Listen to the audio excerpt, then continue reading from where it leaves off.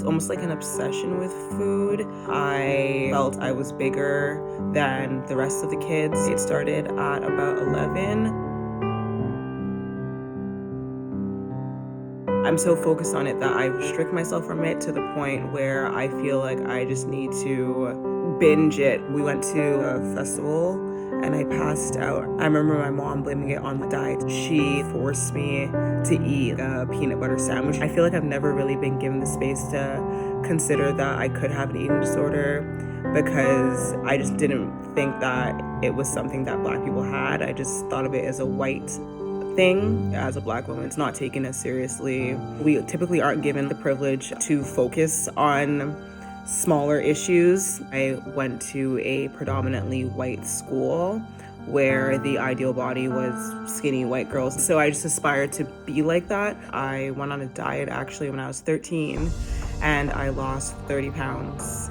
So I definitely associated being skinny with being happy. I lost 35 pounds for prom. I started to get more attention from the opposite sex and I started to just feel more worthy of opportunities. When we think of the term eating disorder, the image that immediately comes in most of our minds due to the media is a white woman, because there's so many things in this world working against us, racism being at the core of many of the issues. Having an eating disorder is looked at as like a privilege problem. I definitely did try to mask the fact that I was dieting, especially once my mom noticed that I was losing weight.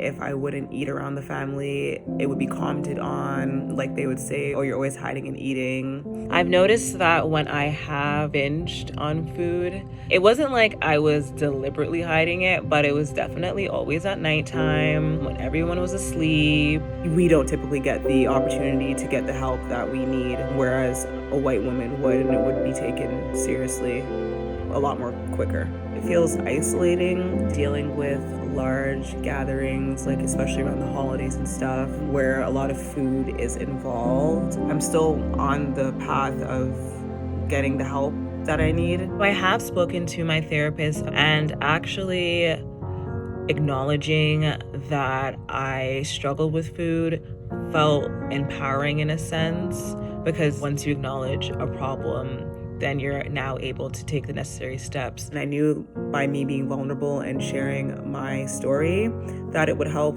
other Black women out there